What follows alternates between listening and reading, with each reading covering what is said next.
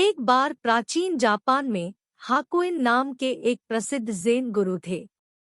वह अपनी बुद्धिमत्ता और अपने छात्रों को गहन शिक्षा देने की क्षमता के लिए दूर दूर तक जाने जाते थे। एक दिन एक युवक जिसने हाकुइन की बुद्धिमत्ता के बारे में सुना था, उसने ज्ञान प्राप्त करने के लिए गुरु के मठ की यात्रा करने का फैसला किया। वीडियो देखने के लिए धन्यवाद। कृपया हमारे चैनल को सब्सक्राइब करना न भूलें। युवक मठ में पहुंचा और जब वह हाकुइन के पास पहुंचा तो वह प्रत्याशा से भर गया। उसने बुद्धिमान गुरु के उत्तर सुनने के लिए उत्सुक होकर वास्तविकता की प्रकृति और ब्रह्मांड के रहस्यों के बारे में गहन प्रश्नों की एक सूची तैयार की थी। जैसे ही वह हाकुइन के सामने खड़ा हुआ, वह अपना उत्साह नहीं रोक सका और एक के बाद एक अपने प्रश्न उगलने लगा।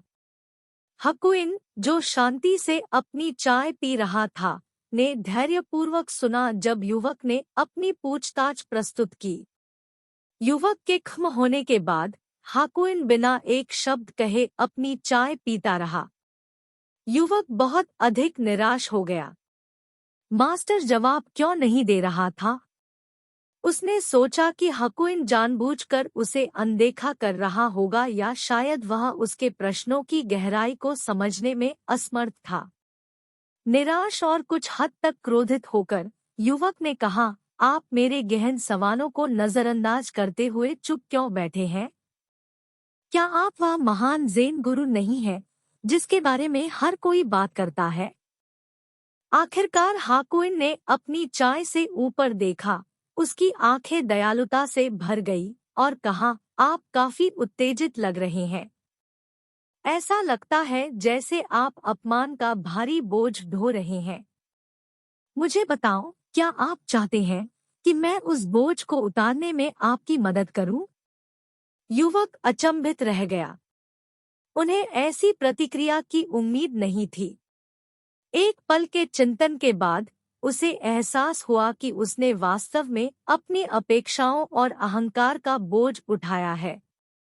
वह ज्ञान की तलाश में आया था, लेकिन इसके बजाय वह टकरावपूर्ण और अहंकार से प्रेरित हो गया। उसने नम्रता से उत्तर दिया, हाँ, कृपया इस बोझ को उतारने में मेरी सहायता करें। हाकुइन ने मुस्कुराते हुए कहा, अच्छा, आइए एक सरल अभ्यास से शुरुआत करें। क्या आप मुझे उन अपमानों में से एक दे सकते हैं जिनका आपने पहले उल्लेख किया था? युवक हैरान हो गया, लेकिन एक पल के लिए सोचा और फिर कहा, आप अपनी चुप्पी से मेरा समय बर्बाद कर रहे हैं। हाकुइन ने सिर हिलाया और पूछा, और उस अपमान के बारे में क्या? उस बयान का बोझ कौन उठा रहा है? युवक ने एक पल के लिए सोचा और महसूस किया कि वह स्वयं ही बोझ उठा रहा है। उन्होंने कथित अपमान को व्यक्तिगत रूप से लिया था और इससे उन्हें परेशानी हुई थी। हाकुइन ने आगे कहा, आप देखिए, कोई भी आपका अपमान नहीं कर सकता जब तक कि आप अपमान सहना नहीं चुनते। ठीक उसी तरह जैसे आपने मुझे एक पल पहले अपमान दिया था, आप इसे जाने देना चुन सकते हैं। आप किसी और का बोझ नहीं उठाने का विकल्प चुन सकते हैं। शब्द। ऐसा करने पर आप बाहरी राय और निर्णयों के कारण होने वाली पीड़ा से खुद को मुक्त कर लेते हैं।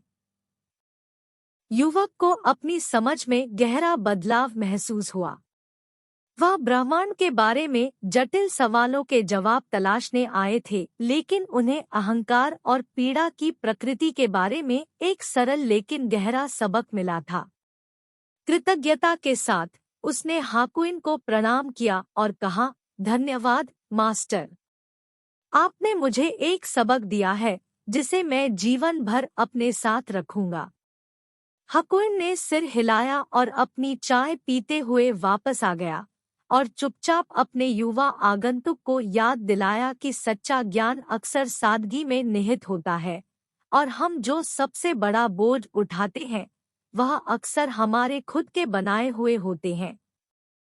और इसलिए उस युवक ने मठ छोड़ दिया ज़ेन गुरु के साथ मुठभेड़ से वह हमेशा के लिए बदल गया। उन्होंने सीखा कि आंतरिक शांति और अपमान से मुक्ति की कुंजी भव्य दार्शनिक उत्तरों की तलाश में नहीं बल्कि स्वयं की प्रकृति को समझने और दुनिया को कैसे प्रतिक्रिया देनी है, यह चुनने की शक्ति को समझने में निहित है।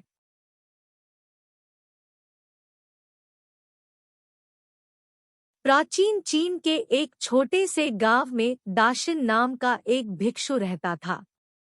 वह अपनी बुद्धिमत्ता, करुणा और अपमान या आलोचना की स्थिति में भी शांत रहने की अपनी क्षमता के लिए दूर दूर तक जाने जाते थे। लोग अक्सर पड़ोसी गांवों से उनसे सलाह लेने और उनके उल्लेखनीय आचरण को देखने के लिए आते थे। एक दिन पास के गांव के युवा उपद्रवियों के एक समूह ने दाशिन के अडिग स्वभाव के बारे में सुना। उन्होंने उसकी परीक्षा लेने का निश्चय किया। वे उसके साधारण आश्रम में घुस आए, अपमान करने लगे और आपत्तिजनक इशारे करने लगे।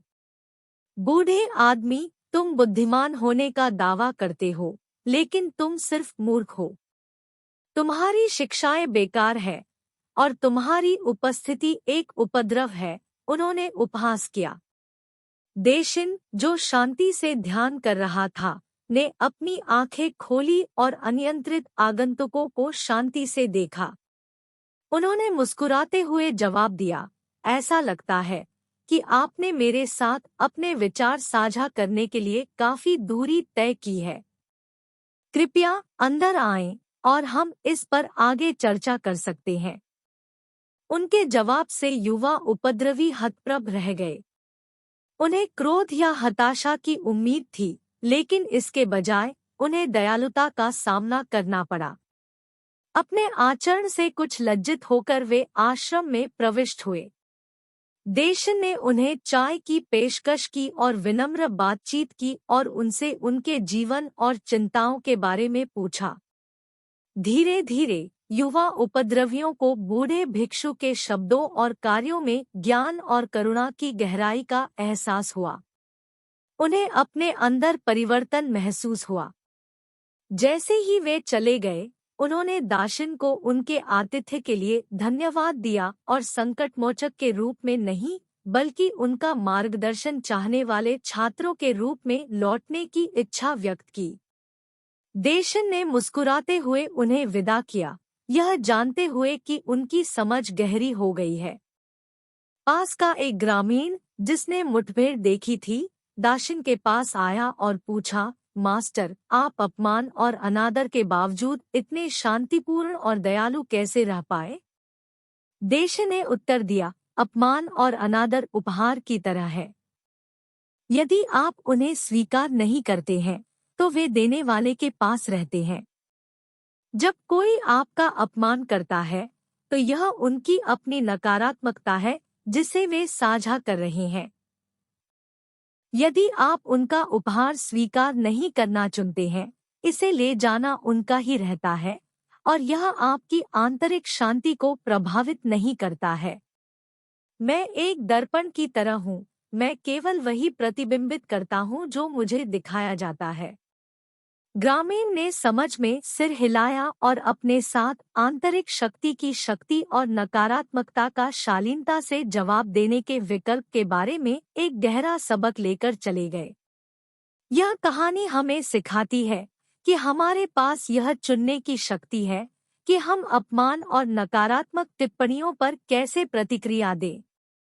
उन्हें स्वीकार न करके और परेशान न रहकर हम अनावश्यक पीड़ा से बच सकते हैं और संभावित रूप से दूसरों में सकारात्मक परिवर्तन को प्रेरित भी कर सकते हैं।